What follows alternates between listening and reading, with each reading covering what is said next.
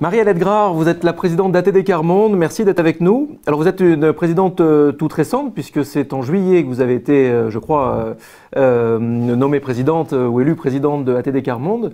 Est-ce qu'on peut juste rappeler les missions principales d'ATD Quart Monde en 2 mots? Bonjour à vous, merci de m'avoir invité. Alors, ATD Quart Monde, agir tous pour la dignité Quart Monde.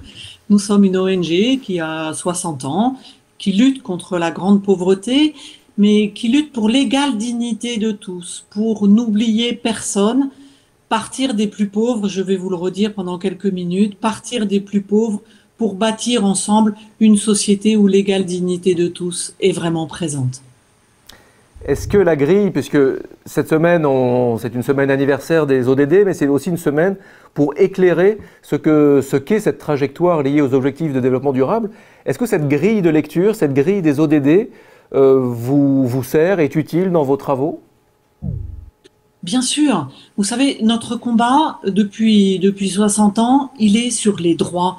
Et les ODD, c'est un combat qui est à partir des droits. Donc, je dirais que quel que soit l'ODD, si le projet, l'expérimentation sur cet ODD est pensé à partir des plus pauvres et avec les plus pauvres, alors nous sommes à peu près sûrs de n'oublier personne.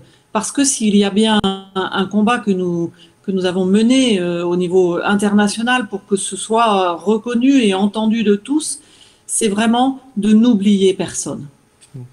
Et dans n'oublier personne, il y a n'oublions pas les plus jeunes également. C'est une question que je voulais éclairer un petit peu avec vous, la question de la scolarité. La scolarité, elle est importante et on a vu avec le confinement qu'il y avait un fort décrochage. C'est important. En particulier, comme de par hasard, en particulier dans les milieux défavorisés. Comment est-ce que vous avez un état des lieux par rapport à ça et comment on peut faire en sorte de stopper ce cas de figure? Alors, la question de la scolarité, la question de la réussite à l'école, Carlotta le disait tout à l'heure, les filles avec les différences, mais en particulier les enfants, les jeunes qui vivent dans des milieux défavorisés, très défavorisés. On l'a vu avec le confinement, les écarts qui existent déjà trop dans notre pays. Je vais juste vous donner un chiffre pour que l'on se rende un peu compte quand même. Dans notre pays, à ce jour, il y a 3 millions d'enfants, de jeunes, dans notre système scolaire obligatoire, donc jusqu'à la fin de la 3e, qui vivent dans une famille qui vit sous le seuil de pauvreté. Donc ça veut dire qu'il y en a 3 millions qui, dans notre système obligatoire, ont des difficultés pour pouvoir faire leurs devoirs scolaires chez eux, pour pouvoir apprendre de façon à avoir un coin à soi, pouvoir avoir tout le matériel pour l'école, également avoir les codes de l'école. Vous savez, ce langage de l'école qui est si particulier et que tout le monde n'a pas parce que nous avons eu des parcours différents. Alors hélas, avec le confinement, nous nous sommes rendus compte que on parle de décrocheurs. Moi, je parle de décrochés parce que ce ne sont pas des décrocheurs, mais des jeunes et des enfants qui ont été décrochés de notre système scolaire. Et je ne suis pas en train de montrer du doigt les enseignants qui se sont donné du mal et qui se donnent vraiment beaucoup de mal.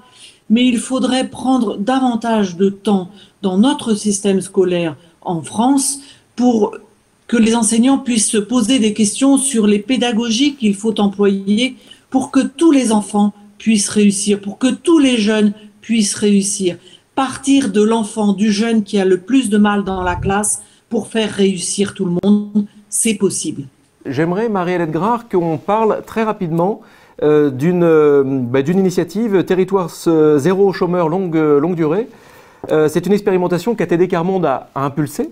Et ça montre aussi finalement, enfin en tout cas moi c'est ce que j'en vois, ça montre l'importance du dialogue entre les organisations. Ça s'est passé comment cette création du projet Territoire zéro chômeur longue durée?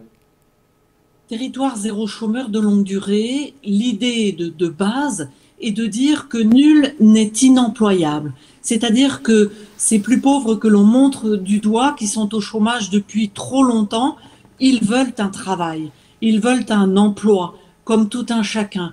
Ils veulent pouvoir faire vivre leur famille dignement. Et donc, sur des territoires de 5 000 à 15 000 habitants, je vais sans doute me tromper dans les chiffres, mais peu importe, sur 10 territoires en France, depuis 3 ans, est expérimenté le fait d'aller rencontrer tous les chômeurs depuis plus d'1 an, tous les chômeurs de longue durée, tous ceux qui sont au chômage depuis trop longtemps. Donc sur ce territoire se mettent ensemble aussi bien des chefs d'entreprise que des artisans, que des agriculteurs, que des acteurs locaux pour comprendre ensemble qu'est-ce qu'il manque dans ce territoire, quels sont les emplois qui sont encore à mettre en place pour que ce territoire, on vive mieux dans ce territoire. Et à force de discuter ensemble, de voir les choses ensemble, ils ont vu les emplois qui sont non pourvus sur ce territoire. Alors je fais assez vite parce que je sais que nous n'avons pas trop de temps, mais de voir les emplois qui sont non pourvus, ensuite, et créer une entreprise à but d'emploi.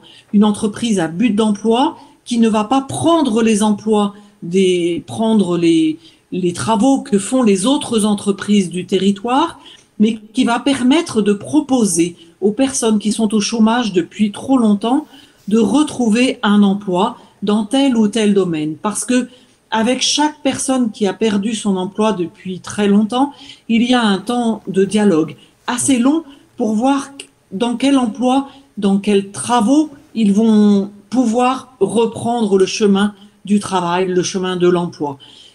Il est proposé à chacun un CDI au SMIC à temps choisi. C'est-à-dire que s'ils ne veulent pas travailler à temps plein, ils choisissent le temps qu'ils souhaitent travailler. C'est donc un CDI au SMIC. C'est une expérimentation qui permet de montrer combien les personnes qui sont au chômage depuis trop longtemps veulent retravailler et peuvent retravailler. Et qui permet de montrer toutes les solidarités qui se mettent en place sur un territoire. Je veux juste vous donner un dernier exemple. C'est le maire de Colombelles, en Normandie, qui le dit. Il dit, écoutez, par cette expérimentation, depuis 3 ans, nous avons découvert des familles, des personnes que nous ne connaissions pas, qui ne venaient même pas au CCAS demander de l'aide à nos services sociaux de la mairie. Nous ne les connaissions pas du tout. Maintenant, elles sont employées dans cette entreprise à but d'emploi et elles participent à la vie collective, à la vie sociale de notre village. Elles viennent aux fêtes du village, elles viennent participer à la vie sociale. Merci Marie-Hélène Grand. C'est bien ça que nous voulons. C'est transformer notre société pour n'oublier personne, pour ne laisser personne de côté.